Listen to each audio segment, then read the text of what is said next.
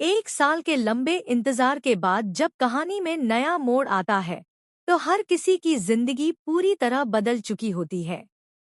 घर का माहौल पहले जैसा नहीं रहा, रिश्तों में दूरी भी आई है और कुछ अनकहे राज अब भी परछाई की तरह मंडरा रहे हैं।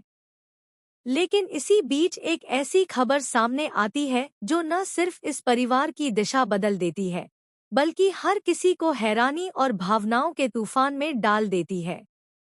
अनु, जो पिछले एक साल से खुद को संभालने और अपनी जिंदगी को एक नई दिशा देने की कोशिश कर रही थी, अचानक एक ऐसा सच सामने लाती है जिसे सुनकर हर कोई स्तब्ध रह जाता है।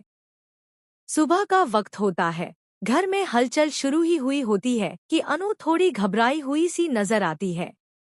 उसके चेहरे पर अजीब सी बेचैनी होती है, जैसे वो किसी बड़े सच को छुपा रही हो या शायद बताने की हिम्मत जुटा रही हो। वहीं दूसरी तरफ आर्यवर्धन, जो हमेशा की तरह शांत और संयमित दिखाई देता है, अनु के बदले हुए व्यवहार को महसूस कर लेता है। उसके मन में कई सवाल उठते हैं। आखिर अनु इतनी परेशान क्यों है? क्या वो फिर से किसी मुश्किल में फंस गई है? धीरे धीरे ये सस्पेंस बढ़ता जाता है और आखिरकार वो पल आता है जब अनु अपनी हिम्मत जुटाकर आर्यवर्धन के सामने वो सच्चाई रखती है जो सब कुछ बदल देने वाली है। जैसे ही अनु ये बताती है कि वो प्रेग्नेंट है, एक पल के लिए समय जैसे थम जाता है। आर्यवर्धन की आंखों में पहले हैरानी, फिर विश्वास और उसके बाद एक ऐसी खुशी झलकती है जिसे शब्दों में बयां करना मुश्किल है। वो इस खबर को सुनकर पूरी तरह भावुक हो जाता है, उसकी आंखें नम हो जाती हैं और उसके चेहरे पर एक सच्ची मुस्कान आ जाती है। लेकिन क्या ये खुशी इतनी आसान है?